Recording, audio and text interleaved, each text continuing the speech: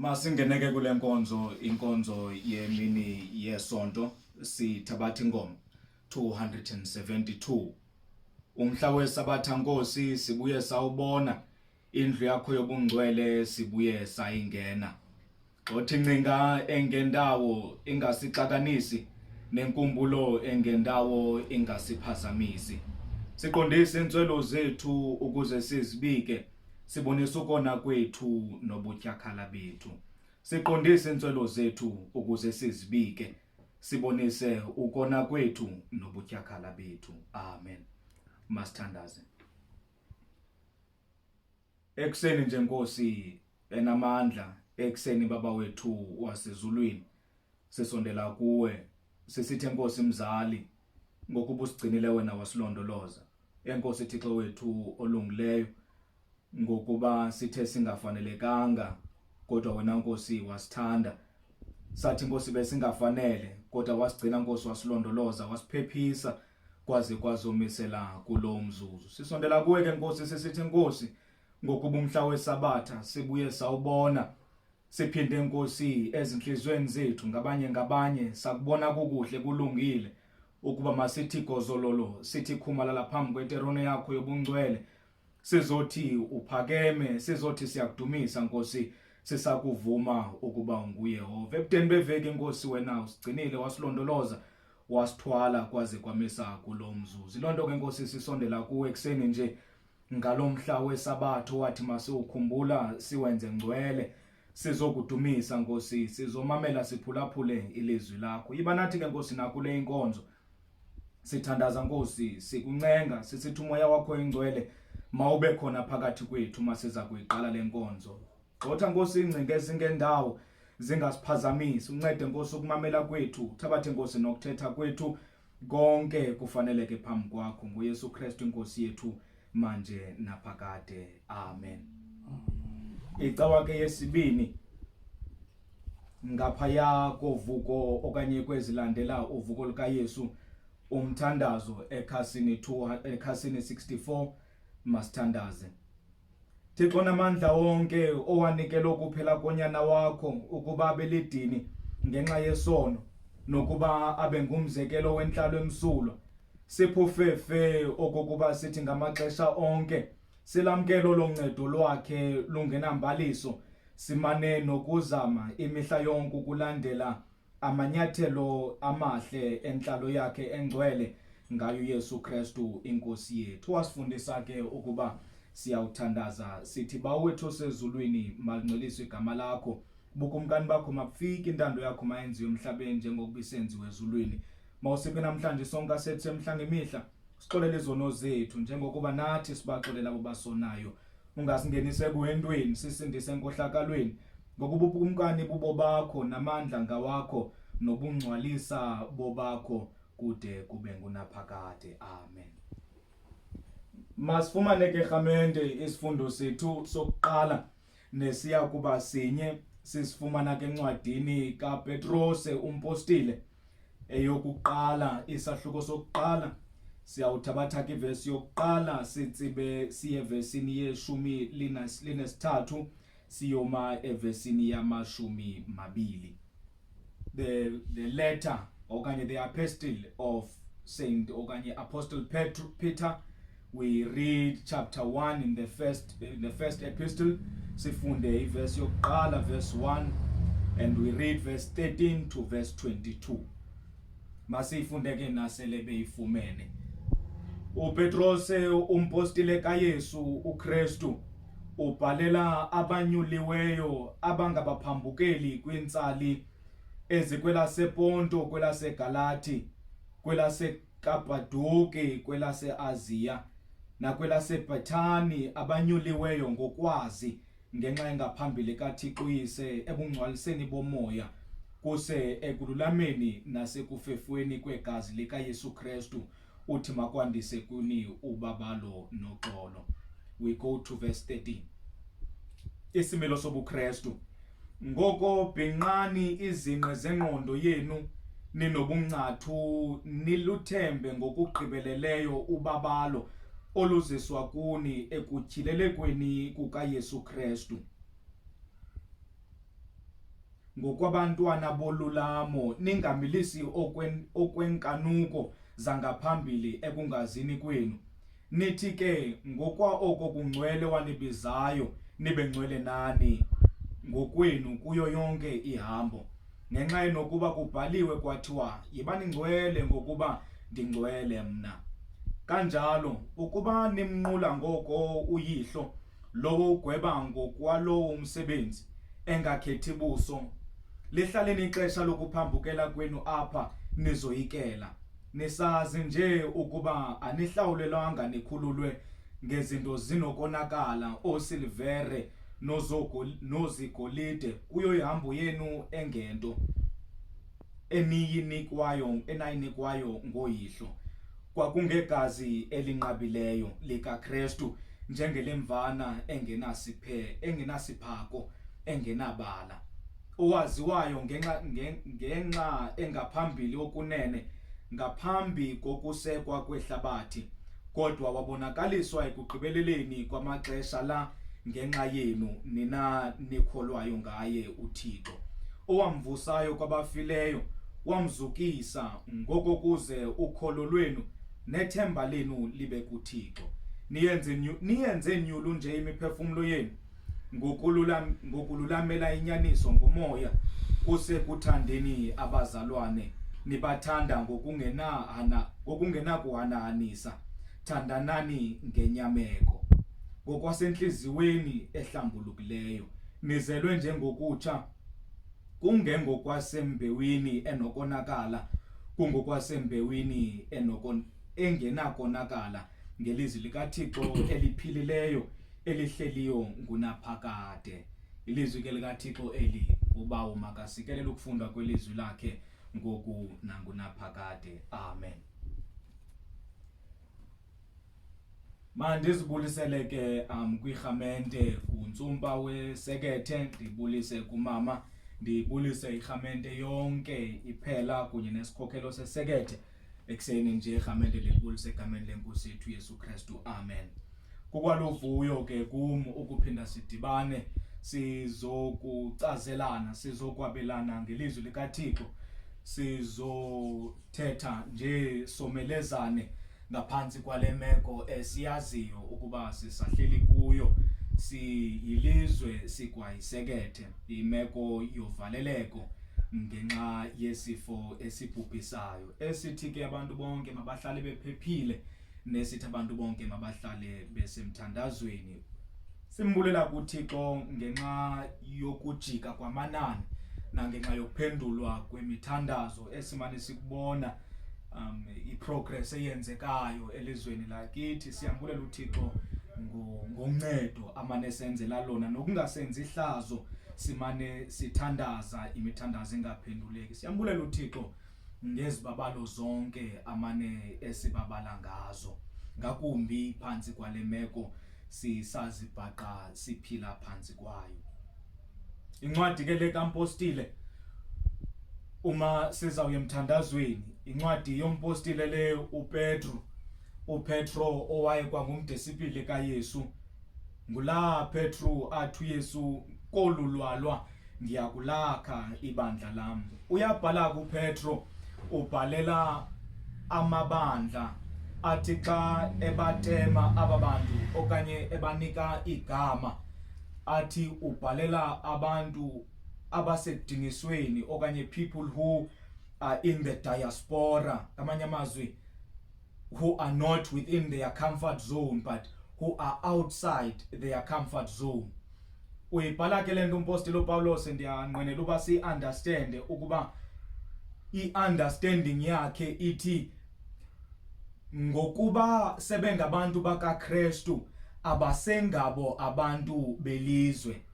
Yilaa nto ibithethwa nguKristu xa esithi nina aningabo abelizwe. Ukuba beningabelizwe, ilizwe beliyakuthanda okwalo. So it is why athi ngabantu abakwidiaspora throughout ilizwe. Amazwe ke la ivangeli eselihambe laze lafika kuwo ngeli xesha abhala ngayo le incwadi. Ndiyathanda siyiqaphele into yoba ngoku kungabantu athi bakwidiaspora, uphinde athi futhi ngabantu abanyulwa nguThixo, ebanyula enesizathu sokuba banyule babizwe ngokuthi bangonyana nabantwana bakaThixo. In other words, iyenzeka into yoba ngoku ihlabathi lithi limjonga umuntu, limbone eyinto engento, limbone eyinto engena purpose, abe kanti uThixo ngalowo muntu unayo ipurpose anayo ngomntu. Iyenzeka into yoba athi umuntu ngoku eselidakeni, esebunzimeni, engabonakali enakuba nakusasa litheni, abe kanti uThixo unali kusasa ngaye. Ndiqaphela loo nto xa sibuka ukubhala kukampostile uPetros. He writes to a people who he says are a people who are in exile, ngabantu abasedingisweni. Now uma usedingisweni ubonakala ulilolo, uyinto elahliweyo nguThixo. Uthi kodwa umpostile uPetro kuyenzeka into yoba uthi kanti ngoku ubukeke ebantwini uyinto elahliweyo nedeliweyo ngabantu, ube kanti uyinto exatyisiweyo nguThixo. Uthi lo mfo noma kungathwa ipurpose yakho awusayiboni nawe, yazi lento yoba uThixo unayo ipurpose anayo. Noma kungathwa uthi usawubheka around you imeko kungaveli ukuba unayo ipurpose apha ebomini, ungabonakali intweni, there is a purpose about you. There is something within you that God has installed, and there is something great even with you that God is about to do and that God is going to put in place. Uthi ke xa ibhala, ndiyithandile le ndawana yokubhalwa kwale vangeli, idilesi le ayibhalayo lo mfo, uthi ubhalela abantu who are in exile, but aphinde athi bangabanyulwa bakaThixo, aphinde athi there is a great purpose ngabo. Nangona imeko kubonakala sengathithi zithi bangabantu abalahliweyo nabangodeliwe. Ubanika ke izinto ezintathu lo mfo kule passage siyifundileyo, nendifisa uba zisi-challenge going throughout the week. Sizawude siphinde sibonane ngeveki zayo okanye apha phakathi evekini. Amen. Uthi lo mfo into yokuqala, niluthembe ngokugqibeleleyo ubabalo oluziswayo kini ngokutyhileleka kuni uKristu. In the midst of their diaspora, naphantsi kotshutshiso, because it is still the infant church times, ngaphantsi kotshutshiso lonke, uthi lo mfo into yokuqala, ngaphantsi kwemeko zonke abazawubhekana nazo, ze bahlale behleli intlalo yabantu abanethemba eligqibeleleyo kubabalo oluzawuza kubo. Ngamanye amazwi uthi kubo, niyazi into yokokuba uThixo akanilibelanga kobo bunzima nibuthweleyo. uThixo akalibelanga ukuba unabantwana abanini. Noma kungathwa imeko ithini, kodwa nihlale nisethembeni eligqibeleleyo lokuba luyeza ubabalo, luyeza usindiso kuni. Into yokuqala leyo lo mfo abayaleza yona, nendinqwenela uba siyalezane yona, yokuhlala ethembeni eligqibeleleyo lokuba luyeza ubabalo, nokuba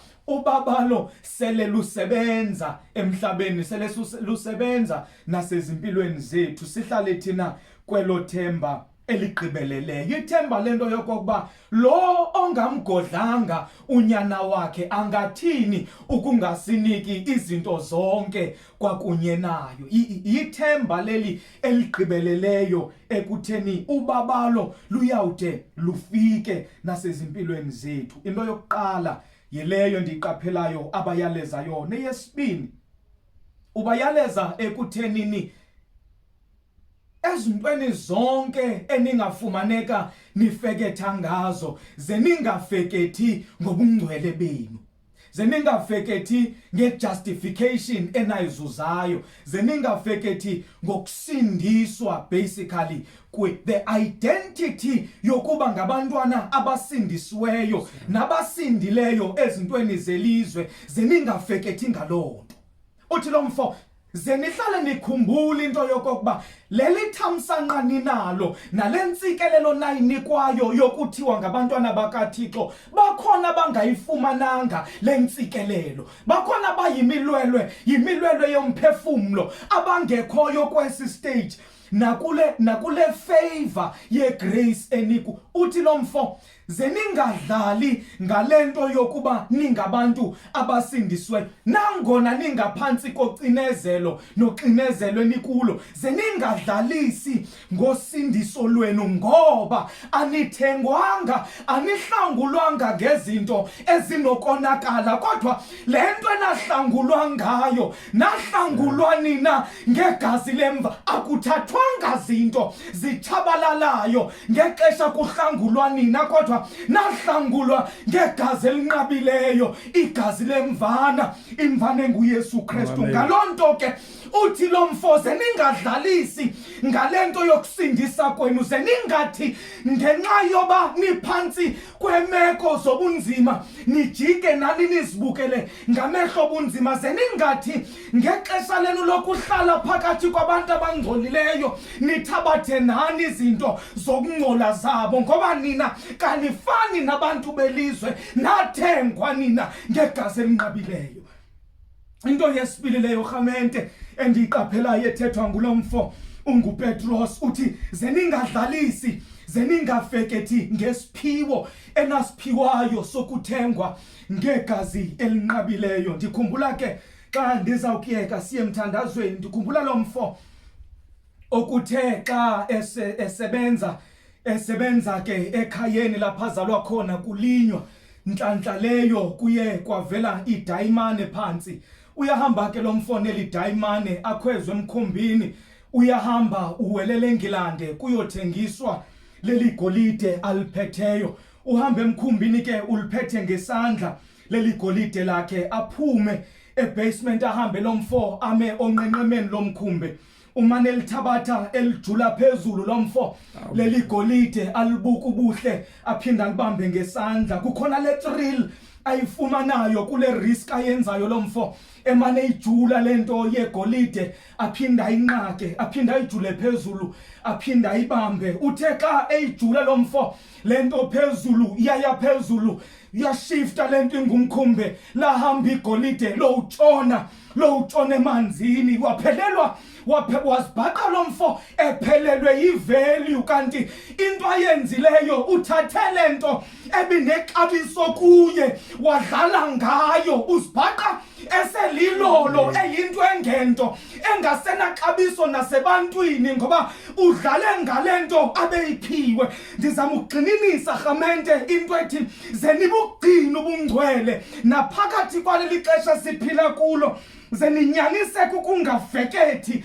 nokungadlalisi ngalento esisiphiwo siyiphiweyo nguThixo yosindiso, ze sizibhaqe thina kunye nani siyintlekisa kuthiwe lento abebethi banayo ibiligugu kubo iphelele phi, ilahlekele phi. Sivakale sesihlabelela sesithi lwayaphi na uvuyo lwam, kanti uvuyo siluthathe thina sadlalisa ngalo. Ze ke rhamente sinyaniseke. Yinto yesibini le endiyiqaphelayo ethethwa ngumfo lo uPetros xa ebhalela abantu bonke abakwidiaspora. Eyesithathu i-challenge nento endiyiqaphelayo, uthi kubo aba bantu nithandane ngenyameko. It is the challenge to love. Now uthando ke is not into emindawonye, kodwa uthando is also not a noun, kodwa uthando is a verb. Uthando is a doing word. It is a present lively verb.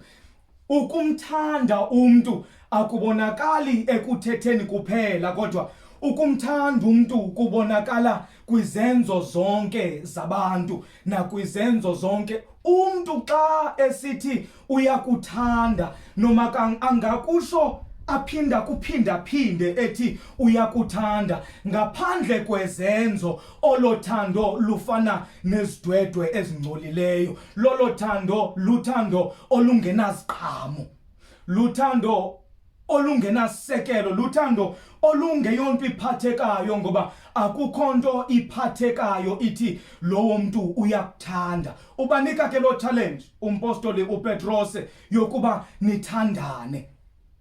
Uthando into yesibini ndifisa siqaphele ukuba uthando is very contextual. Indlela yokumthanda umuntu uyibona kulento azibhaqa ekuyo, and then you respond, okanye your response to le meko umuntu akuyo is what shows love. And in that sense, love becomes contextual. Kule meko umuntu azifumane kuyo, your response to leyo meko is what proves uthando kulowo muntu. uThixo walithanda ihlabathi waza wancama unyana wakhe ezelwemnye khona ukuze bonke abakholwayo kuye basindiswe. It was in a time yokuthi kufanele abantu batshabalale, yileyo imeke babebe kuyo abantu, kodwa uThixo ngenxa yothando wancama unyana wakhe. So true love is love that is sacrificial. It is love that manifests in actions. Ndikhalela ukuthi ke khamente kweli xesha sisibhaqa siphila kulo, nansi i-challenge esinikwa ngumpostoli uPetros, it is to love one another. Kukuba let us take time yokuba sijongane, siqondane, sazane. And charity ke bathanda ukuthetha abantu bathi charity begins at home. Ndiyafisa ukuthi ekhayeni ohleli kulo, come to learn the needs and the context of the people who are at home as individuals, and then respond to those people in love. I-challenge ke enkulu endifisa ukuyiphosa kuthi siyirhamente nakuthi siyisekethe is the challenge to love our neighbors. It is the challenge to show Christly love ebantwini abahleli emekweni yokuhleleleka. Njoba sisazi ukuba ixesha esiphila kulo lixesha lobunzima, kunabantu abangathathi intweni, imeko zabo have become even worse. Economically, abantu esiphila abaphila phakathi kwethu, imeko zabo have become even worse zokuhleleleka kweli xesha siphila kulo. Now the challenge ke endiyiphosa kum nendiyiphosa kwirhamente yonke is to find ways to love. It is to find ways to react to imeko zabantu. Now, before you can find ways to react, you need first to understand. Now, before you can understand, you need to be bothered enough to know. So ndisinike challenge ndisithi masiyazi imeko yabantu basekuhlaleni, masiyazi imeko yabantu esiphila phakathi kwabo, and let us understand it, and let us be bothered by imeko zabantu, and let us respond in love. Uthando olungahanahanisi, uthando olugqibeleleyo, uthando olungenambaliso, uthando lwabantu oluyizenzo olungapheleli kuphela ekuthetheni. Khamente ke nazo i-challenges zintathu ndisipha zona endiziqaphela kule incwadi. Elokuqala, i-challenge yokuhlala ethembeni lobabalo, ukuthemba ngokugqibeleleyo ubabalo oluziswayo. Eyesibini, ukungadlalisi khamente ngobunyulu bethu, ukungadlalisi ngobungcwele, ukungadlalisi ngaleli gugu siliphiweyo lokuhlanjwa ngegazi. Elokugqibela i-challenge endisipha yona, i-challenge yokuba sithandane ngenyameko, sithandane ngokugqibeleleyo. Now we need to know, and we need to be disturbed, and we need to react. Our reaction towards abantu bakaThixo abahlelelekile kweli xesha ze kube yi-reaction yothando. Mawoneleke lamazwi ukusomeleza ekuhlaleni ethembeni nasekungadlaleni ngobungcwele nangezipho nasekuthandaneni. Sibathanda abamelwane bethu kweli xesha, sithandane apha endlini, sithandane nasebumelwaneni ngoYesu Kristu inkosi yethu obusayo kuze kube ngunaphakade. Amen. Masithandaze. Ekugcineni ngenkosi siyabulela kuwe, sithe Nkosi mzali ngelizwi lakho elinamandla, sithe Nkosi mzali ngezivikelo nangokuphepha ngawe. Sisondela ke Nkosi kuwe xa sizawuyivala lenkonzo, sisithi someleze ke Nkosi kuyo yonke imizamo esizawukuyenza ukusuka kule ndawo Imizamo Nkosi yokulungisa inhlalo yethu sihlale ngobhedesho. Imizamo Nkosi yokulungisa ukuhlala nabamelwane bethu sihlale ngothando olungenambaliso, uthando Nkosi olungahananisi. Nceda ke Nkosi yonke imizamo yethu ngokuba amandla ngawakho nobungcwalisa Nkosi bungo bakho. Sawubheka phina ke Nkosi ukuba simka kuwe ngoba namazwi okuphila onke akuwe. Uma nathi ke Nkosi ephumeni kwethu usigcina usilondoloze. Siyathandaza ke Nkosi ekugcineni. Sithandazela imindeni yonke elahlekelwe. Sithandazela Nkosi yonke imindeni kule veki ezobibeka abathandiweyo bayo ngenxa Nkosi yezimo zehlabathi esiphila kulo.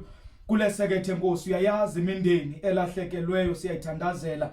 Sithandazela Nkosi nakalokhu ilizwe lakho wethu. Sikelela Nkosi abahlengi nabahlengikazi, ogqirha nonesi nabo bonke Nkosi abantu abasifumana kufuneka basebenze ngamandla phakathi kwaleli xesha lobhubhane. Sisithi Nkosi isivikelo sakho sasezulwini masihlale njalo phezulu kwabo. Sithandazela Nkosi insapho zethu zonke nabathandiweyo bethu abakufutshane nathi nabasekudeni ngoba Nkosi sihleli ngobunzima, izinhliziyo zethu sinamaxhala, amaxhala esiwaphosa kuwe. Abathandiweyo bethu asazi lapho behleli khona, asazi Nkosi ukuba bahleli njani nokuba Nkosi incindezi nerisk abakuyingakanani. Sibayaleze esandleni sakho ke Nkosi bonke abathandiweyo bethu.